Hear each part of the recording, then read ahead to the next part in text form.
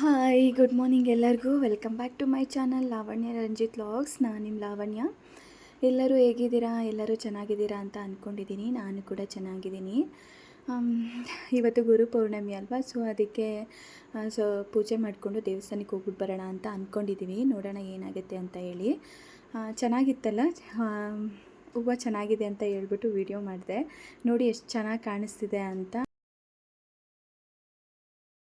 ಚೆನ್ನಾಗಿತ್ತಂತ ಹೇಳಿ ವಿಡಿಯೋ ಮಾಡಿಕೊಂಡು ವಾಕಿಂಗ್ ಮುಗಿಸ್ಕೊಂಡು ಮನೆಗೆ ಬಂದು ಮಾಮೂಲಿ ರೊಟ್ಟಿನ ಬಾಗಿಲೆಲ್ಲ ಕ್ಲೀನ್ ಮಾಡಿ ಒರೆಸಿ ಅರ್ಶಿನ ಕುಂಕುಮ ಇಟ್ಕೊಂಡು ರಂಗೋಲಿ ಸ್ವಲ್ಪ ಹಾಕಿ ಕಿಚನ್ನಿಗೆ ಬಂದೆ. ಏನಾದರೂ ಟಿಫನ್ ಮಾಡ್ಕೊಳ್ಳೋಣ ಅಂತ ಹೇಳಿ ನಾನಿಲ್ಲಿ ಉಪ್ಮಾ ಮಾಡ್ಕೊತಾ ಇದ್ದೀನಿ. ಸೊ ಅದಕ್ಕೆ ಏನೇನು ತೊಗೊಂಡಿದ್ದೀನಿ: ಈರುಳ್ಳಿ, ಮೆಣಸಿನ್ಕಾಯಿ, ಟೊಮೊಟೊ, ಕ್ಯಾಪ್ಸಿಕಮ್, ತುರಿದಿಟ್ಕೊಂಡಿರೋಂಥ ಆಲೂಗಡ್ಡೆ, ಕ್ಯಾರೆಟ್ ಒಂಚೂರು, ಕೊತ್ತಂಬರಿ ಸೊಪ್ಪು, ಕರಿಬೇವು ತೊಗೊಂಡಿದ್ದೀನಿ. ಮೊದಲಿಗೆ ನಾನಿಲ್ಲಿ ರವೆ ತೊಗೊಂಡಿದ್ದೀನಿ, ಬನ್ಸಿ ರವೆ. ಹುರಿದಿಟ್ಕೊಳ್ಳೋಣ ಅಂತ ಹೇಳಿ ಹುರ್ಕೋತಾ ಇದ್ದೀನಿ. ದಪ್ಪ ರವೆನೇ ತೊಗೊಂಡಿರೋದು, ಸಣ್ಣ ರವೆ ತೊಗೊಂಡಿಲ್ಲ ನಾನು. ಸೊ ಅದನ್ನು ಹುರಿದು ಪಕ್ಕಕ್ಕೆ ಇಟ್ಕೋತಾ ಇದ್ದೀನಿ. ಪಕ್ಕಕ್ಕೆ ಇಟ್ಕೊಂಡು ಅದೇ ಬಾಣಲಿಗೆ ಮಸಾಲೆಗೆ ರೆಡಿ ಮಾಡ್ಕೊಳ್ಳೋಣ ಅಂತ ಹೇಳಿ ಸ್ವಲ್ಪ ಆಯಿಲ್ ಹಾಕ್ಕೋತಾ ಇದ್ದೀನಿ.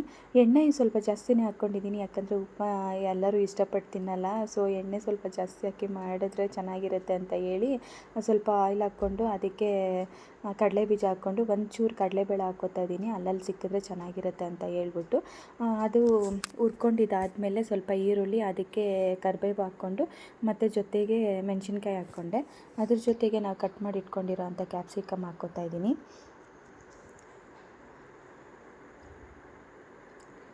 ಸೊ ಕ್ಯಾಪ್ಸಿಕಮ್ ಹಾಕ್ಕೊಂಡು ಮತ್ತು ನಾವು ಎತ್ತಿಟ್ಕೊಂಡಿರೋ ಅಂಥದ್ದು ಆಲೂಗಡ್ಡೆ ಹಾಕ್ಕೋತಾ ಇದ್ದೀನಿ. ಜೊತೆಗೆ ಒಂಚೂರು ಕ್ಯಾರೆಟು ನಾನು ತುರ್ದಿಟ್ಕೊಂಡಿದ್ದೀನಿ, ಕಟ್ ಮಾಡಿದ್ರೆ ಬೇಗ ಬೇಯಲ್ಲ ಅಂತ ಹೇಳ್ಬಿಟ್ಟು ದಪ್ಪನೇ ತುರಿದು ಇಟ್ಕೊಂಡಿದ್ದೀನಿ, ಚೆನ್ನಾಗಿರುತ್ತೆ. ಲಾಸ್ಟಿಗೆ ನಾನು ಟೊಮೆಟೊ ಹಾಕ್ಕೋತಾ ಇದ್ದೀನಿ. ಫ್ರೈ ಮಾಡಿಕೊಂಡು ಫ್ರೈಯೆಲ್ಲ ಆದಮೇಲೆ ನಾವು ಇದಕ್ಕೆ ಎಷ್ಟು ಬೇಕೋ ಅಷ್ಟು ನೀರನ್ನು ಹಾಕ್ಕೋಬೇಕು. ಸೊ ನಾನು ಒಂದು ಬಟ್ಲು ಇದು ತೊಗೊಂಡಿದ್ದೀನಲ್ವ, ರವೆ ತೊಗೊಂಡಿದ್ದೀನಿ, ಅದಕ್ಕೆ 2 ಬಟ್ಲು ನೀರು ಹಾಕ್ಕೋತಾ ಇದ್ದೀನಿ.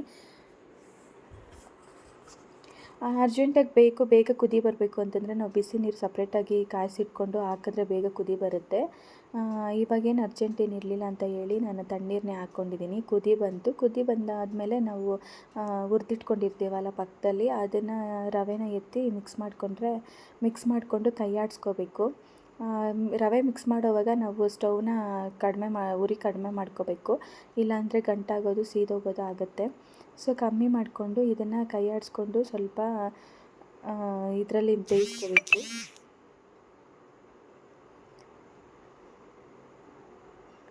ಕಮ್ಮಿ ಉರಿಯಲ್ಲಿ ಬೇಯಿಸ್ಕೊಂಡಿದ್ದಾದಮೇಲೆ ಲಾಸ್ಟಲ್ಲಿ ನಾನು ಕೊತ್ತಂಬರಿ ಸೊಪ್ಪು ಹಾಕ್ಕೋತಾ ಇದ್ದೀನಿ. ಹಾಕ್ಕೊಂಡು ಇದ್ರ ಮೇಲೆ ಪ್ಲೇಟ್ ಒಂದು ಮುಚ್ಚಿಟ್ಬಿಟ್ಟು ಇದರಲ್ಲೇ ಬೇಯಿಸ್ತಾ ಇದ್ದೀನಿ. ಬೇಯಿಸಿದ್ದಾದಮೇಲೆ ನಾನು ತೆಗೆದು ನೋಡ್ತಾ ಇದ್ದೀನಿ ಹೆಂಗಾಗಿದೆ ಅಂತ ಹೇಳ್ಬಿಟ್ಟು. ಈ ಥರ ಕ್ಲೋಸ್ ಮಾಡಿ ಬೇಯಿಸೋದ್ರಿಂದ ಒಳಗಡೆ ಎಲ್ಲ ಚೆನ್ನಾಗಿ ಬೆಂದಿರುತ್ತೆ. ಹಂಗಾಗಿ ಚೆನ್ನಾಗಾಗಿತ್ತು ಉಪ್ಮಾ. ಏನೋ ಚೆನ್ನಾಗಿತ್ತು ಕೂಡ. ತುಂಬ ಜನ ಇಷ್ಟಪಡಲ್ಲ ಇದು. ನನಗೆ ಆ ಥರ ಏನಿಲ್ಲ, ತಿನ್ನೋಕ್ಕಾಗೋದೇ ಇಲ್ಲ ಅಂತ ಏನಿಲ್ಲ. ಈ ಥರ ಕಲರ್ಫುಲ್ಲಾಗಿ ತರಕಾರಿ ಎಲ್ಲ ಹಾಕಿ ಮಾಡಿಕೊಂಡ್ರೆ ಚೆನ್ನಾಗೇ ಇರುತ್ತೆ ತಿನ್ನೋಕ್ಕೆ. ಸೊ ಅದಕ್ಕೆ ಮಾಡಿಕೊಂಡ್ವಿ. ನನ್ನ ಮಗಳಿಗೂ ಇಷ್ಟಪಟ್ಟು ತಿಂತಾಳೆ, ಯಾವಾಗಾದರೂ ಒನ್ ಟೈಮ್ ಕೊಟ್ಟರೆ ತಿಂತಾಳೆ. ಹಾಗಾಗಿ ಅವಳಿಗೂ ನನಗೂ ಇಬ್ಬರಿಗೂ ಮಾಡ್ಕೊಂಡ್ವಿ. ನಮ್ಮ ಯಜಮಾನ್ರು ಸ್ವಲ್ಪ ಎಲ್ಲರೂ ಹೇಳ್ದಂಗೆ ತಿನ್ನಲ್ಲ.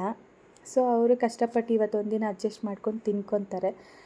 ಟಿಫನ್ ಆಯಿತು. ಟಿಫನ್ ಎಲ್ಲ ಮುಗಿಸ್ಕೊಂಡು ನಾವು ಪೂಜೆಗೆ ರೆಡಿ ಮಾಡ್ಕೊಳ್ಳೋಣ ಅಂತೇಳಿ ಮನೆ ಕೆಲಸ ಎಲ್ಲ ಮುಗಿಸ್ಕೊಂಡು ಪೂಜೆಗೆ ರೆಡಿ ಮಾಡ್ಕೊತಾ ಇದ್ದೀನಿ. ಮನೆ ಹತ್ರನೇ ಒಂಚೂರು ತುಳಸಿ ಹೂವು ಸಿಕ್ತು, ಚೆನ್ನಾಗಿರುತ್ತೆ. ರಾಘವೇಂದ್ರ ಸ್ವಾಮಿಗೂ ಮತ್ತು ಸಾಯಿಬಾಬಾಗೂ ಹಾಕಿದ್ರೆ ಚೆನ್ನಾಗಿರುತ್ತೆ ಅಂತ ಹೇಳ್ಬಿಟ್ಟು ನಾನು ಕಟ್ ಮಾಡ್ಕೊಂಡು ಬಂದು ಅದನ್ನೊಂಚೂರು ಕಟ್ಟಿ ಎತ್ತಿಟ್ಕೊತಾ ಇದ್ದೀನಿ. ಸೊ ಅದ್ರ ಜೊತೆಗೆ ಒಂಚೂರು ಸಾಮಂತಿ ಹೂವು ಮತ್ತು ರೋಸ್ ಇತ್ತು, ಅದನ್ನು ಎತ್ತಿಟ್ಕೊತಾ ಇದ್ದೀನಿ. ಎಲ್ಲ ಫೋಟೋಗಳಿಗೂ ಆಗಲ್ವಲ್ಲ. ಸೊ ಇದನ್ನು ಎಲ್ಲ ಫೋಟೋಕ್ಕೂ ಇಟ್ಟು ತುಳಸಿ ಹೂವನ ರಾಘವೇಂದ್ರ ಸ್ವಾಮಿಗೂ ಮತ್ತು ಸಾಯಿಬಾಬಾಗೂ ಇಡ್ತಾಯಿದ್ದೀವಿ. ಇವತ್ತು ನಮ್ಮ ಮನೆಯವರು ಮನೆಯಲ್ಲಿದ್ದದ್ದಕ್ಕೆ ಅವ್ರ ಕೈಯಲ್ಲೇ ಪೂಜೆ ಮಾಡಿಸ್ತಾ ಇದ್ದೀನಿ. ಸೊ ಅವ್ರ ಪೂಜೆಗೆಲ್ಲ ರೆಡಿ ಮಾಡಿಕೊಂಡು ಹೂವು ಎಲ್ಲ ಇಟ್ಟು ರೆಡಿ ಮಾಡಿಕೊಂಡು ದೀಪಗೆ ಬತ್ತಿ ಎಣ್ಣೆ ಎಲ್ಲ ಹಾಕಿ ದೀಪ ಹಚ್ತಿದ್ದಾರೆ.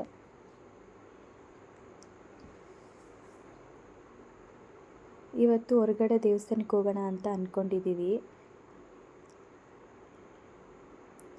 ಸೊ ದೀಪ ಹಚ್ಚಿ ಮಂಗಳಾರತಿ ಎಲ್ಲ ಮಾಡಿ ಧೂಪ ಎಲ್ಲ ಹಾಕಿ ರೆಡಿ ಮಾಡಿದ್ರು.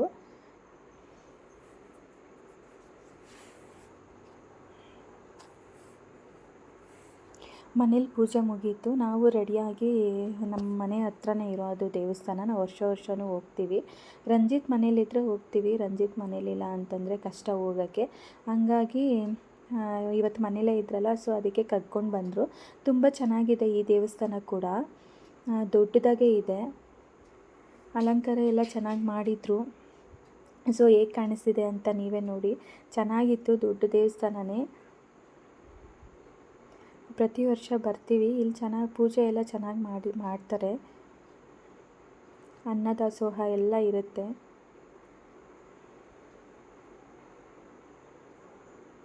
ಇಲ್ಲಿ ಅನ್ಕೋತೀನಿ, ಇಲ್ಲಿ ದೇವಸ್ಥಾನಕ್ಕೆ ಬಂದಾಗೆ ನನಗೆ ಜ್ಞಾಪಕ ಆಗೋದು, ನವಧಾನ್ಯಗಳನ್ನ ತಂದು ಇಲ್ಲಿ ಹಾಕಬೇಕು ಅಂತ ಅಲ್ಲಿ ಬೋರ್ಡ್ ಹಾಕಿರ್ತಾರೆ. ನೆಕ್ಸ್ಟ್ ಟೈಮ್ ಬಂದಾಗ ತೊಗೊಬರ್ಬೇಕು ಅಂತ ಅನ್ಕೋತೀನಿ, ಆದರೆ ಮತ್ತೆ ಹೋಗ್ತೀನಿ. ಪೂಜೆ ಎಲ್ಲ ಮುಗಿಸ್ಕೊಂಡು ಮನೆಗೆ ಬಂದ್ವಿ. ಮನೆಗೆ ಬಂದಮೇಲೆ ರಂಜಿತ್ತು, ನನಗೇನೋ ಸ್ವಲ್ಪ ಕೆಲಸ ಇತ್ತು, ಸೊ ಹಂಗಾಗಿ ರಂಜಿತ್ ಬಜ್ಜಿ ಬಿಡ್ತಾ ಇದ್ದಾರೆ. ಅಪರೂಪ ಈ ಥರ ಎಲ್ಲ ಸ್ವಲ್ಪ ಆಶ್ಚರ್ಯಗಳಾಗೋದು ನಮಗೆ. ಹಾಗಾಗಿ ಅವರೇ ಏನೋ ಒಂದು ಟ್ರೈ ಮಾಡ್ತಿದ್ದಾರೆ. ಪಾಪ ಹೇಗೋ ಅವ್ರಿಗೆ ಬಂದಾಗೆ ಒಂಥರ ಟ್ರೈ ಮಾಡಿದರು, ಚೆನ್ನಾಗೇ ಇತ್ತು. ಆದರೆ ಒಂಚೂರು ಸಪ್ಪೆ ಇತ್ತು. ಅವರು ಉಪ್ಪೆಲ್ಲ ಜಾಸ್ತಿ ತಿನ್ನಲ್ಲ. ನಾನೇ ಒಂಚೂರು ಉಪ್ಪು ಜಾಸ್ತಿ ಹಾಕ್ತೆ ಅಂದರೆ ನನಗೆ ಬೈತಾ ಇರ್ತಾರೆ, ನಿನಗೆ ಅಡುಗೆ ಮಾಡೋಕ್ಕೆ ಬರಲ್ಲ, ಉಪ್ಪು ಜಾಸ್ತಿ ಹಾಕ್ತೀಯಾ, ಹಾಗೆ ಹೀಗೆ ಅಂತ ಹೇಳಿ. ಅವ್ರು ಯಾವಾಗಾದರೂ ಈ ಥರ ಅಪರೂಪಕ್ಕೆ ಏನಾದರೂ ಮಾಡಿದ್ರೆ ಅದರಲ್ಲಿ ಸಪ್ಪೆನೇ ಇರುತ್ತೆ ಒಂಚೂರು. ಸೊ ನಾನು ನನ್ನ ಮಗಳು ರಂಜಿತ್ ಮಾಡಿಕೊಡ್ತಾಯಿದ್ರು, ನಾವು ಹಾಲಲ್ಲಿ ಕುತ್ಕೊಂಡು ತಿಂತಾ ಇದ್ವಿ. ಚೆನ್ನಾಗಿ ಬಂದಿತ್ತು, ಒಂಚೂರು ಸಪ್ಪೆ ಇತ್ತು ಅಷ್ಟೇ. ಸೊ ಇದೇ ಇವತ್ತಿನ ನನ್ನ ವಿಡಿಯೋ. ಸಿಗ್ತೀನಿ ನೆಕ್ಸ್ಟ್ ವಿಡಿಯೋನಲ್ಲಿ. ನೋಡಿದ ಎಲ್ಲರಿಗೂ ಧನ್ಯವಾದಗಳು. Thank you so much.